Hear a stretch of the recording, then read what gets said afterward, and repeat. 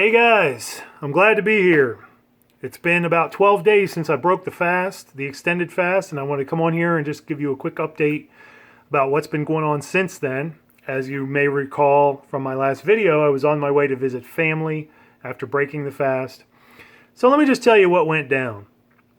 On the first day of breaking the fast, I just had fruit. I had some watermelon, some prunes, maybe an apple, stuff that's real easy on you.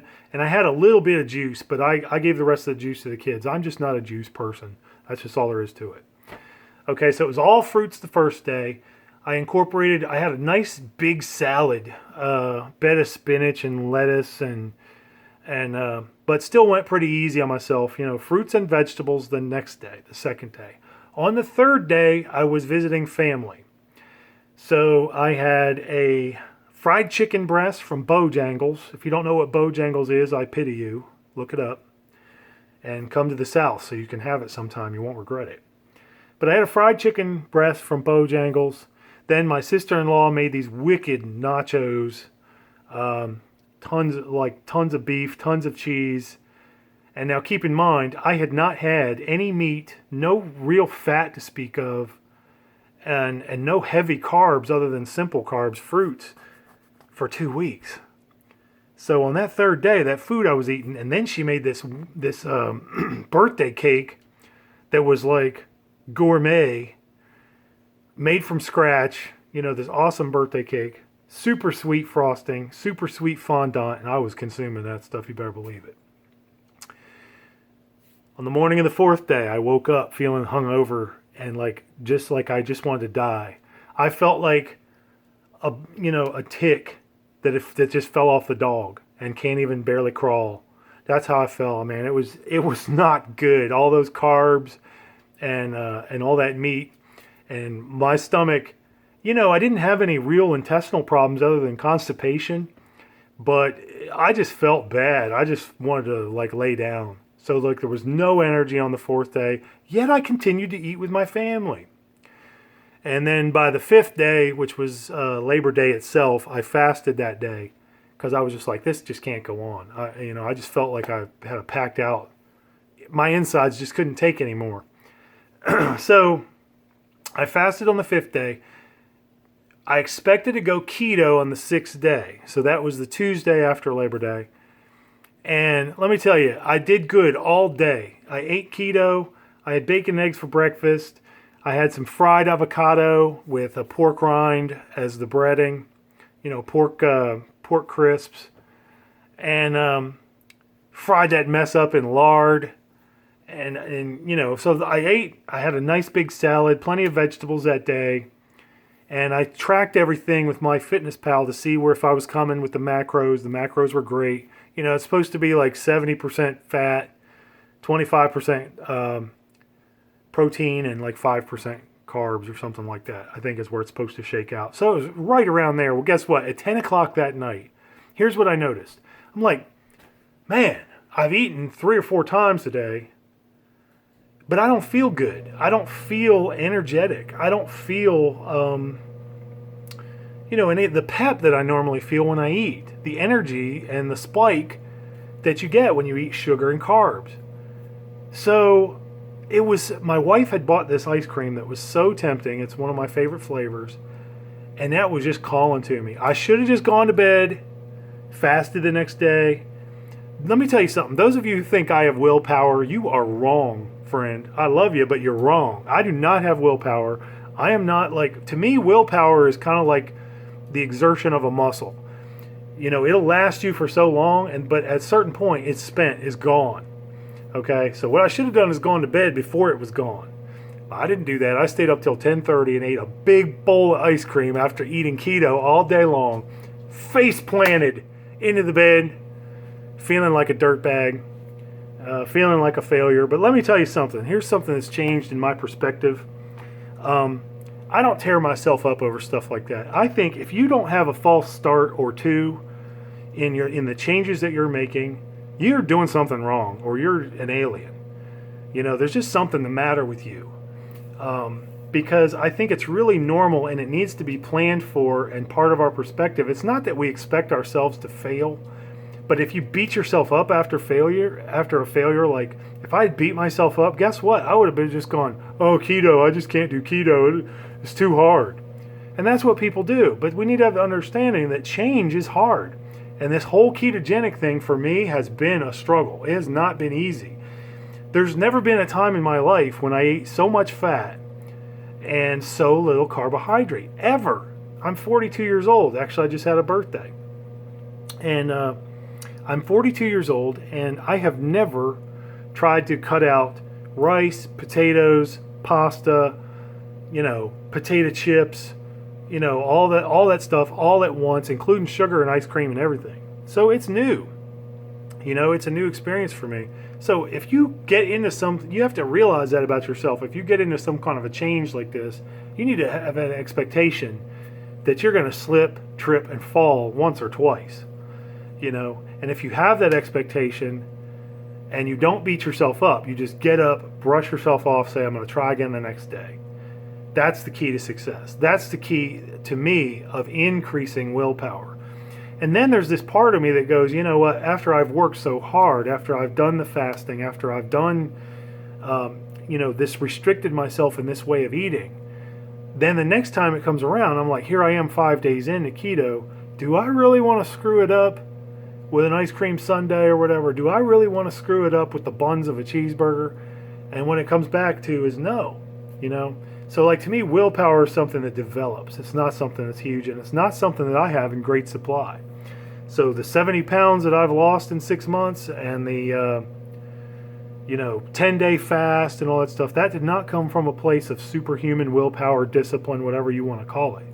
It just came from practice. So be encouraged. If you're out there and you feel like a failure, don't do it. Don't beat yourself up. Just keep moving. So that's what I did. I kept moving. Let me tell you something I've learned. Bulletproof coffee. The way most recipes are, the butter, I love the Kerrygold butter, grass-fed butter, coconut oil or MCT oil. That's not really something I like. I kind of have to go over to where Butter Bob Briggs is. If you've never checked out Butter Bob Briggs' channel, check it out. Butter makes your pants fall off. But I'm more on the same page as him with heavy whipping cream. Heavy cream is just, there's something about coconut oil. It's a danger, let me tell you, because coconut oil will set you free. If you're not used to it, you better stay near a bathroom and you better not do more than 1 tablespoon of that mess.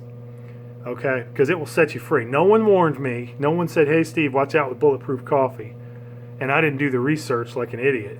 So when I got that coconut, I was like, I probably did 3 or 4 tablespoons of that crap. And I found something out about an hour later. It's fast acting in every way. Yes, you'll have energy. But watch out. So let's see, what else with keto? Lard is the great hidden secret of the world, except for Hispanic people. How do I know? Because when I went looking for lard, I went to the oil section. I looked at all the nasty vegetable oil. I looked at all the Crisco. I was like, they got all these different kinds. They got canola, they got peanut, they got all this mess. They got olive. Nothing wrong with olive oil. But I'm like, where is it? Even the coconut oil was there. I found it in the Hispanic food section. So keep that in mind. And stuff that's fried in lard. I made the best chicken wings I have ever made in my life. Let me tell you, it's so much fun on keto to go to the store, pick up a package of chicken and go and look at the skin and go, how much fat is on this? And be like, I don't care. And it's also the cheapest meat. That's what you do on keto. You go and you're buying the high-fat beef. I bought a ribeye this morning. I was looking for the fat. I'm like, I want nice marbled fat. And chicken with the skin on. I'll tell you, people, they might not think so in my area, but if I'm shopping like white trash out here. That's all I am anyways, poor white trash. But if you feel like it when you're loading up your cart with this stuff, but it is so freaking good when it's fried in lard. And so I'm having fun with the keto. It's been a little challenging.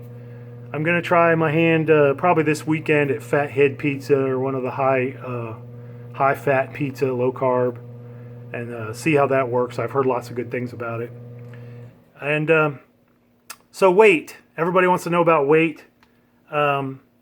I lost 22 pounds in the extended fast, and I told you guys I expected to gain some more back. Now, why did I expect that? Because in the first 3 days, this is one thing that an extended fast teaches you. In the first 3 days of my extended fast, I lost something like 11 or 12 pounds. Okay? There is no way that all of that was fat. And in fact, before I started fasting, before I ever got into it 6 months ago, I was noticing a number of health concerns. But one of the things that I was noticing is that I was having fluid retention in my legs. Like my feet were actually swollen. They were swolled. And so people would look at me and think, ooh, that guy's muscular. No, he ain't. He's just full of water. And that's what it was. I was retaining so much fluid. I'm like, what's happening? I could push on my legs and there'd be like an imprint, like a diabetic person or something. So I was kind of freaked out. Well, what I learned from fasting is that when you start fasting, you will lose a lot of water. That's what you'll lose first. And so I expected to gain that weight back. Well, guess what? It's been 11 days. I had several days of eating nasty crap, carbs and whatnot. And I only fasted 2 days in the first part of the first 12 days. What is this? The first 12 days of September. I only fasted 2 days. I gained back 8 pounds. Okay? And I know most of that is water. So it really is conceivable. I'm actually excited to do keto for 4 or maybe 6 weeks and try a longer fast again while already in ketosis. I'm excited about that because I think it's going to be easier. And I'll know that the weight that I'm losing is not just water. It seems like my body has resisted the water, even though I've been eating crap, I'm telling you. And that's kind of the story here is that I've fumbled and bumbled my way through things and I'm still getting great results. And even if I was flatlined, I'm still better off than I was 6 months ago when I was 70 pounds heavier. So it's been good. It's been a good positive experience. I'm going to be sure here. I'm coming up on 6 months on this channel. On the 15th of September, this channel will be 6 months old. And I'm super stoked to do a video just talking about what I've learned in the last 6 months, just to talk about my results and my experiences, just give it a little brief synopsis for newcomers. There's a lot of you who are new subscribers here. I am amazed that in less than 6 months, I have almost 1,800 subscribers. It tells me that you're finding something of value here, and I appreciate the fact that I found value here too on YouTube. Someone asked me, does making those videos keep you on track, or does it help you in any way? And absolutely it does. It absolutely has helped me. And plus you guys have helped me with your comments, with your questions, especially if I don't know, because then I have to go do some research. But just appreciate you guys. Just want to say thanks to the new subscribers and the old subscribers and all of you who have watched and commented. And I will see you next time. Eat, drink, and be merry, for tomorrow we fast.